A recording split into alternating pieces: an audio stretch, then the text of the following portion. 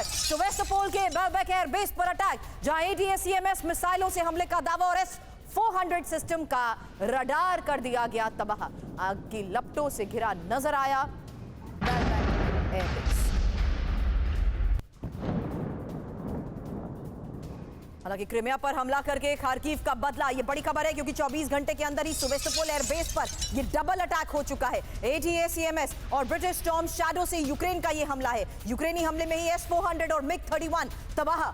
बड़ी रिपोर्ट्स मिल रही हैं कि आखिर किस तरीके से लगातार अब यूक्रेन की तरफ से ऐसी क्रूशियल लोकेशंस पर हमलों को अंजाम दिया जा रहा है और क्रिमिया पर हमला करके ये खार्किव का बदला बताया जा रहा है। दो बड़ी तस्वीरें आपके सामने एक साथ, जहां देखिए किस तरीके से यूक्रेनी हमले में, आपको बता दें 24 घंटे के अंदर ही सेवास्तोपोल एयरबेस पर यह डबल अटैक को लेकर खबर बड़ी है। हालांकि सेवास्तोपोल पर यूक्रेन के हमले को लेकर खबर यह है कि 24 घंटे के अंदर सेवास्तोपोल एयरबेस पर डबल अटैक हुआ है। यूक्रेन ने अमेरिकी ATACMS और ब्रिटिश स्टॉर्म शैडो से हमले को अंजाम दिया है। यूक्रेन ने सेवास्तोपोल एयरबेस पर 10 ATACMS मिसाइल दागी और यूक्रेनी हमलों से एयरबेस में लगी आग की यह तस्वीर थी आपके सामने, जहां एक MiG-31 तबाह, 3 Su-27 क्षतिग्रस्त, 2 S-300 S-400 तबाह, 11 रूसी सैनिकों के भी मारे जाने का किया जा रहा है दावा। अब पुतिन ने दुनिया को दे दी है बड़ी चेतावनी। ये एक और बड़ी खबर, क्योंकि टारगेट हासिल करना जानता है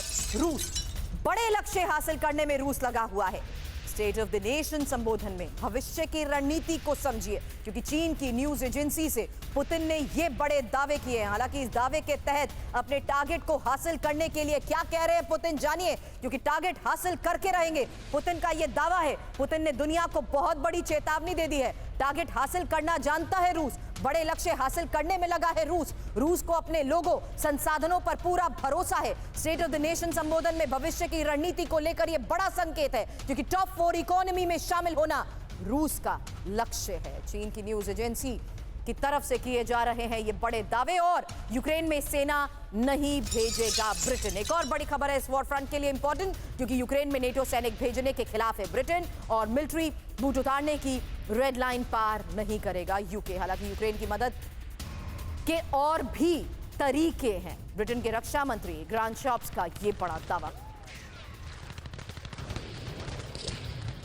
और यूक्रेन में सेना नहीं उतारेगा ब्रिटेन। बड़ी खबर पर और इंफॉर्मेशन आपके सामने, क्योंकि यूक्रेन में नेटो सैनिक भेजने के खिलाफ है ब्रिटेन। ब्रिटेन और पश्चिमी देशों के सैनिक यूक्रेन नहीं जाने चाहिए। हालांकि मिलिट्री बूट उतारने की रेड लाइन पार नहीं करेगा यूके, और यूक्रेन की मदद के और भी बहुत से तरीके हैं, ये ब्रिटेन दावे कर रहा है। हथियार सप्लाई और सैनिकों को ट्रेनिंग देने पर जोर दिया जा रहा है। और ब्रिटेन के रक्षा मंत्री ग्रांट शॉप्स का ये जो बड़ा दावा इस वक्त किया जा रहा है, इसी को लेकर भी बहलसर समझना जरूरी है। ये सिर्फ एक दावे के तहत कहा जा रहा है कि हम हथियार सप्लाई करेंगे या हम टैंक चलाने की ट्रेनिंग देंगे, या ये भी एक बैकफुट पर जाने का स्टेप कि ऐसे में इस युद्ध क्षेत्र में उतरना खतरे से खाली नहीं।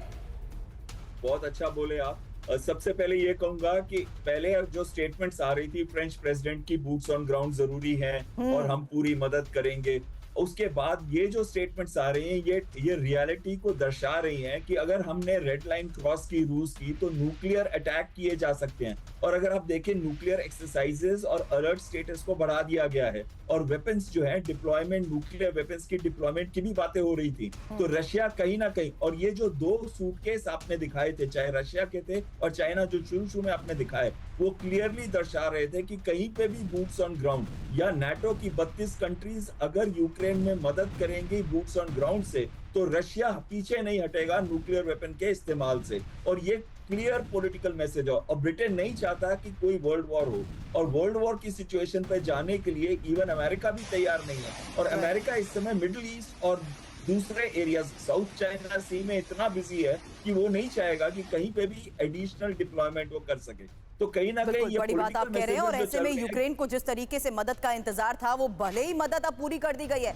लेकिन ग्राउंड रियलिटी इस वक्त यही है कि जिस तरीके से रूस हमलों को अंजाम दे रहा है, यूक्रेन को सरेंडर करने पर वो मजबूर कर चुका है। अब देखिए किस तरीके से स्लोवाकिया के पीएम पर हुआ हमला, और साथ ही इंपॉर्टेंट खबर फ्रांस में इमरजेंसी को लेकर है। पहले ये तस्वीर देखिए, क्योंकि स्लोवाकिया के पीएम रॉबर्ट फिको पर हमले की तस्वीर सामने आई। फिको को एक के बाद एक 5 गोलियां मारी गई हैं 3.5 घंटे की सर्जरी के बाद। हालांकि वो खतरे से बाहर बताए जा रहे हैं, लेकिन पीएम फिको पर सरकारी मीटिंग से निकलते ही जिस जगह पर हमले को अंजाम दिया गया, ये उस वक्त की तस्वीर आपके सामने, क्योंकि हमले के बाद भीड़ और पुलिस ने आरोपी को उसी स्पॉट पर पकड़ भी लिया था।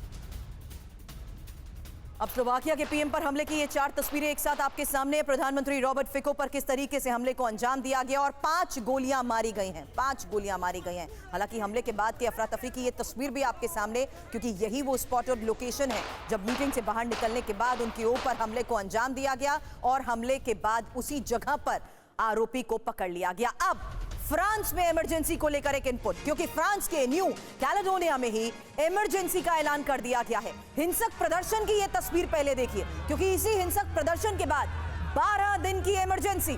हिंसक प्रदर्शन में 4 लोगों की मौत, 300 से ज्यादा जख्मी। नए विधेयक को लेकर न्यू कैलेडोनिया में लगातार बवाल मचा हुआ है और अब लंबे समय से स्वतंत्रता की मांग पर अड़े लोगों के ऊपर किस तरीके से वार हुआ, वो तस्वीर देखिए। तो ये 2 तस्वीरें एक साथ आपके सामने, जहां इमरजेंसी का ऐलान कर दिया गया है। 12 दिन की इमरजेंसी का ऐलान कर दिया गया, क्योंकि लंबे समय से जारी इस विरोध प्रदर्शन को काबू में करना भी मुश्किल हो चुका था। लेकिन अब आगजनी के बीच ये तस्वीरें सामने आ रही हैं, जहां जगह जगह काले धुएं का गुबार और लोगों का विरोध प्रदर्शन भी नजर आया। बहरहाल देश और दुनिया की बड़ी खबरों पर रहती है हमारी नजर। फुल एंड फाइनल में इतना ही। बने रहे हमारे साथ, जल्द वापस लौटेंगे।